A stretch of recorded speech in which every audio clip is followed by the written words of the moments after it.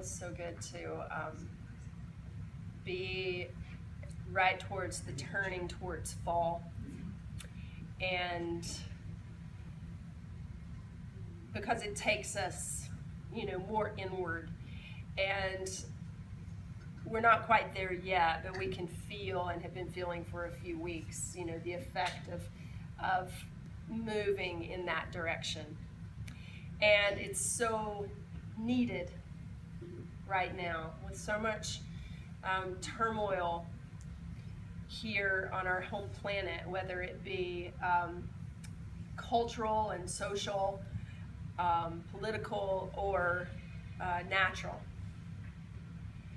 And what we always want to realize is because, listen, we're not one-dimensional beings. We don't live in just one outside of other things. We live on our home planet. We call her Gaia. She goes by many names, but our home planet, everything is in connection to everything else.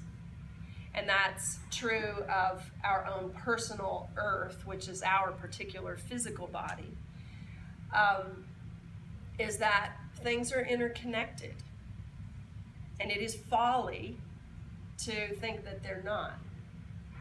And one thing is that when we come to the practice of yoga, we're in this place of going into a deep inquiry of what are we experiencing moment to moment in a pose, and what are we experiencing moment to moment in our lives. And then to realize that what is inside the classroom is outside the classroom, and what is inside yourself is outside yourself.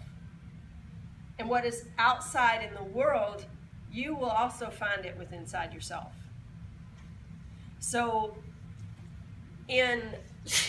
bless you, in a week's time, where you've had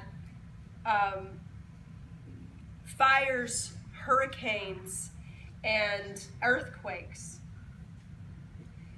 then you're deeply compassionate and concerned about all the people in the direct contact with those things.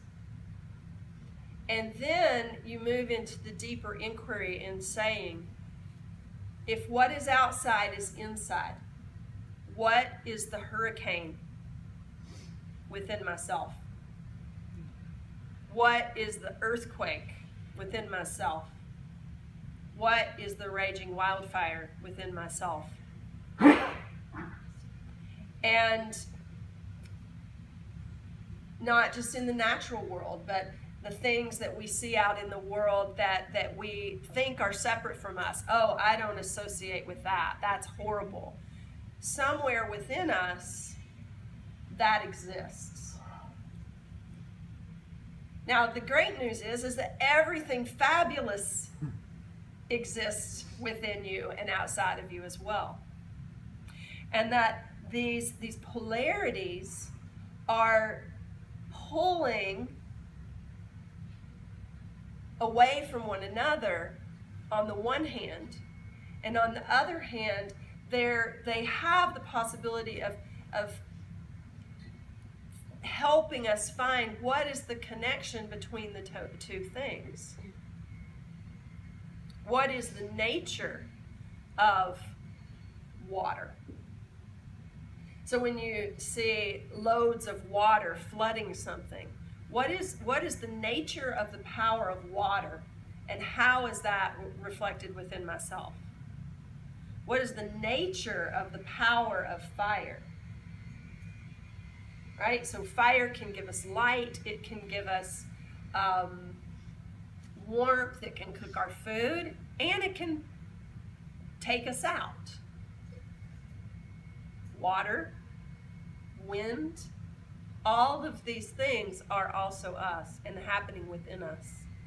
And so when we're practicing, we're always in this sort of going into this landscape of what is the weather inside as well. What am I experiencing?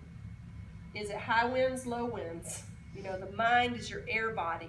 Is it scattered or is it calm? Your emotions are your water body. Are they turbulent? Is it a hurricane? Is it a flood? Or is it a gentle river? The physical body, is she traumatized? Is she quaking like the earth quakes? What about your soul body? That passionate will and purpose of who you are. Is it burning consistently, or is it feeling like it's flickering and sputtering, or feeling like it's raging and out of control? And so within each pose, within each breath, we're bearing witness to our own landscape and our own elemental selves, so that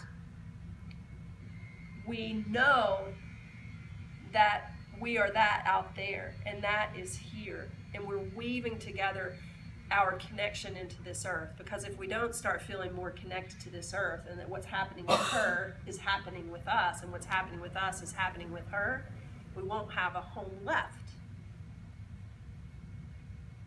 And so we ask to come into deep, deep connection through this practice. And that's what practice of yoga, to yoke, to bring things into connection with each other. And then to birth something from that. So that's why we're here. So please close your eyes.